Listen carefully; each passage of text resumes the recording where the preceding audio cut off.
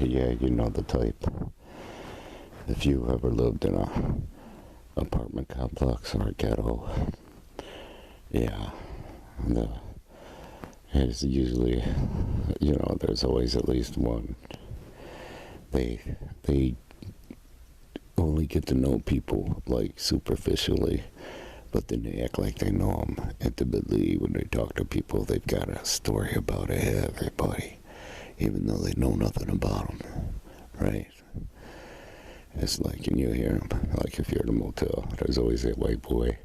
He'll use you for a ride or whatever, but he doesn't really like you or want to hang out with you or anything. But he'll offer to, like, buy some liquor or some shit, right?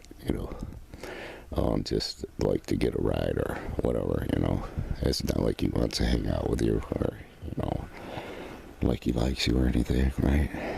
As a matter of fact, he talks shit about you when he ain't around you, even though he don't know shit about you except for what you presented, which, is props and bubble stories, but he doesn't know that, right?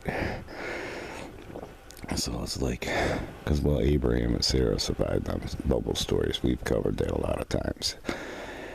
Yeah, but they'll go to the door next to yours and knock on the door. And then when they don't want to do nothing with them or give them a ride or nothing, then they'll come and knock on your door. You're the second choice. So it's like, oh, well, it's just about a ride. It's not about, hey, I'm going to go down here and hang out with this guy and get drunk with him or whatever, It's about, you're just somebody with a ride on the way, you know what I'm saying, on the way down the rock, making your way down, looking for a candidate, you see. So, and it's like, okay, these are poor users, and they never elevate above poor loser status, you see, because, that's how they live their lives. It's low energy.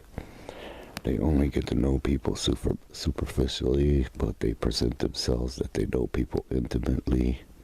I mean, I'll tell you right now, there's nobody in my family who knows me. Not even my ex-wife knows the real me.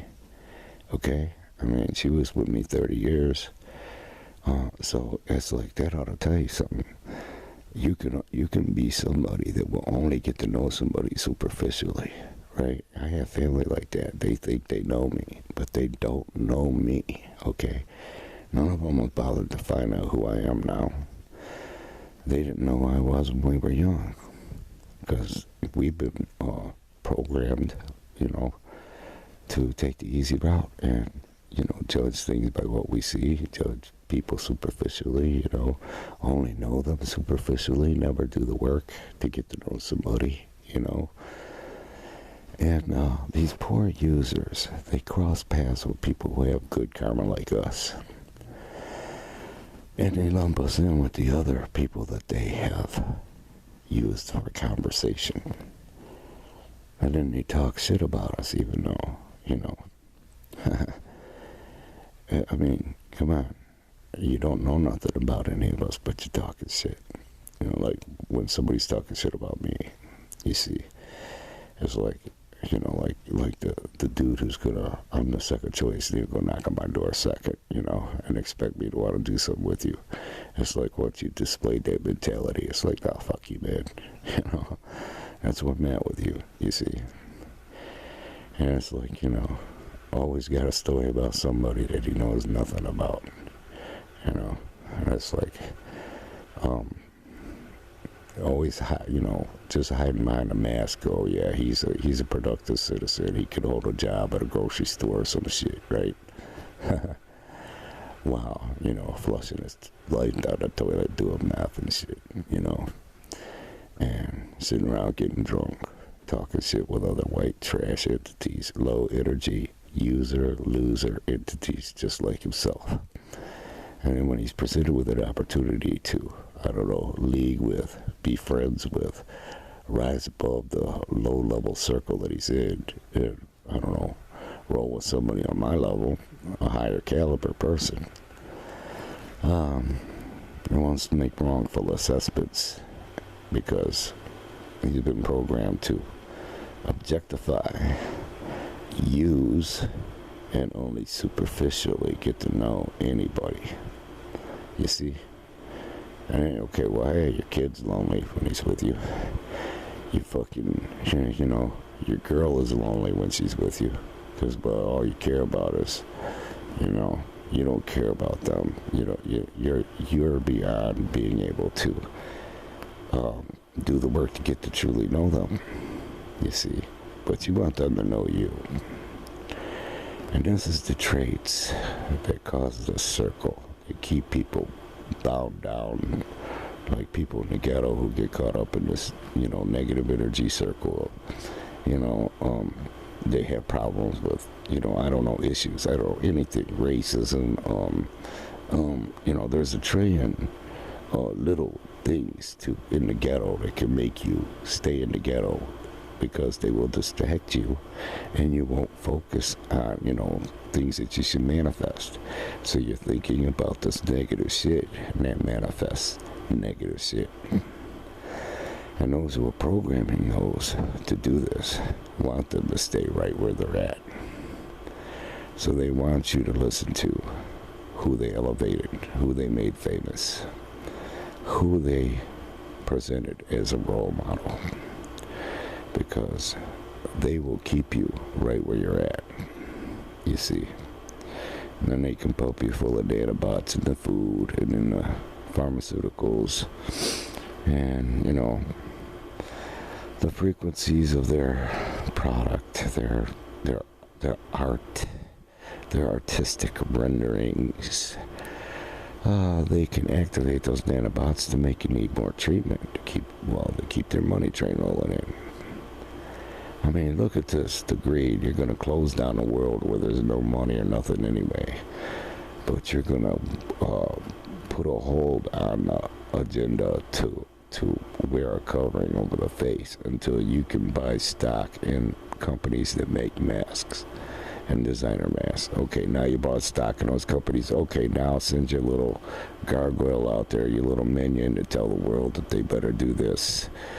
And you're going to make, you know, $1 trillion more off of the, you know, obedient zombie slaves before you take everything from them and kill 80% of them. It's just crazy. That's user-loser mentality, you know, on an epic level. I mean, because, well, then you die to get time looped as all the entities you negatively affected and capitalized on, and you get time looped as slaves to repay all that ill-gotten gain. I mean, because, well, everything, if you're worth more than $35 million, you're a glutton, and you're worth more than the glutton cap. The glutton cap is $35 million.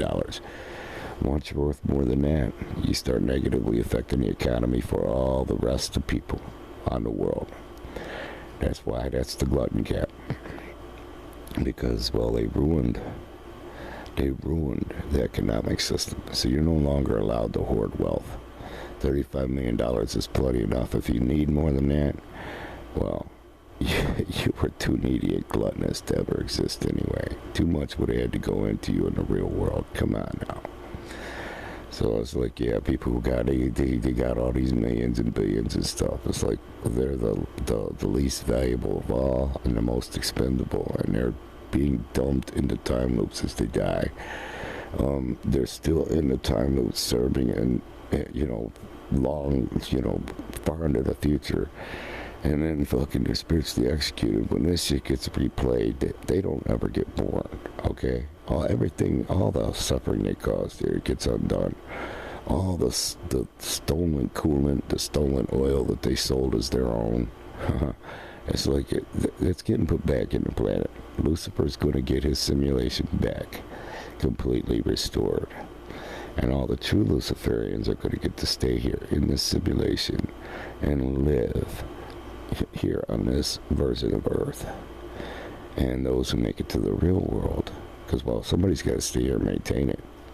Those who make it to the real world will look at what was described in the Bible and be like, oh, yeah, that's what he meant.